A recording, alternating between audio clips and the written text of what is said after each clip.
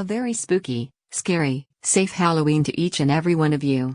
Especially because I work in the news media and write about the pandemic. As much as this newsletter counts for that, I feel like I've been talking about how to have an alternate Halloween instead of, enjoying any of those ideas I've shared with you all, my co-workers and my friends and family. So today, armed with the knowledge of what is safe and what isn't, I'm going to enjoy Halloween. We're going to carve pumpkins. I might just watch Hubie Halloween on Netflix. I don't have a costume, but I do have an orange shirt. The less I think about the fact that I could be doing something else, the more I'm going to enjoy what I am doing in the moment. I hope you all do the same today. Also, since it feels like we've all been on this journey together, I wanted to tell you I successfully closed on my first house yesterday.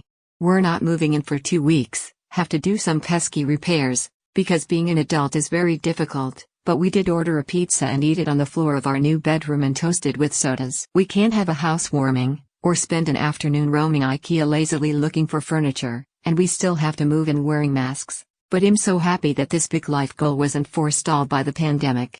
We can't pretend this isn't happening, but we can make the things that matter happen if we put in the work to do it safely. The other day I told my husband and my in-laws that maybe we could fashion some kind of candy zip line to deliver the goodies to any socially distant trick or treaters that stop by our house, and apparently I was not the only person thinking big. The Center for Disease Control and Prevention's guidance maintains that traditional trick-or-treating is a high-risk activity. One that should be avoided to help prevent the spread of COVID-19.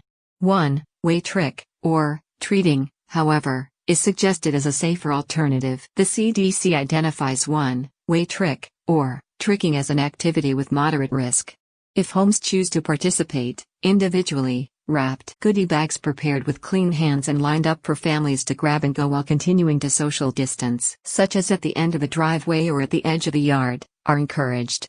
Across the country, people are getting creative, building unique gadgets to hand out candy in a fun, but COVID-cautious way.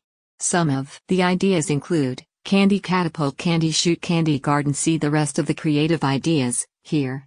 And I'll be trying to construct a zip line if you need me. The Mandalorian may have disappointed me this week, but I was pleasantly surprised by a different show that might be under your radar, The Queen's Gambit on Netflix. Smart, enthralling and a little sexy, Queens has jumped into the top 10 list on Netflix in the US. For good reason, it's one of the best shows of 2020. Even if it's about chess. Based on the novel by Walter Tevis, Queens follows the rise of fictional chess prodigy Beth Harmon, a stunning Anya Taylor-Joy, a Kentucky orphan in the 1960s who learns the game from a janitor in her orphanage's basement. As a teen, she makes her way onto the international chess circuit, traveling the globe and handily beating men twice her age. She also spends that time battling addiction, a much harder fight for Beth than any chess match. Thanks to Taylor-Joy's performance, a strong supporting cast and the right balance of trials and triumph, Queens is a surprisingly gripping adventure, yes, a chess adventure, that still manages to find levity and happiness. It's a show that seems tailor-made for our joy-starved minds in a somber modern world. It might make even the most skeptical among us take dust-covered chess sets out of the basement. Read my full review here. And if you watch, let me know, staying apart together at usetoday.com. I'd love to talk about it with people. Especially the ambiguous ending. I couldn't include just one furry friend dressed up for Halloween in today's edition. How do you choose between one adorable dog costume and another? Here are the pictures I received from readers and some from USA Today staff.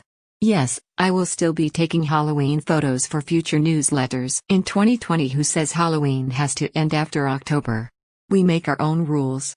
That's it for this bizarre 2020 Halloween day. I will be back in your inboxes on Tuesday, which is Election Day. Wow. Don't forget to send your pet pictures, TV recommendation requests and coping tips, and your full name and location, to Staying Apart Together at usetoday.com. Stay safe, stay well. Hopefully we all get more treats than tricks. All my very best, Kelly Lawler.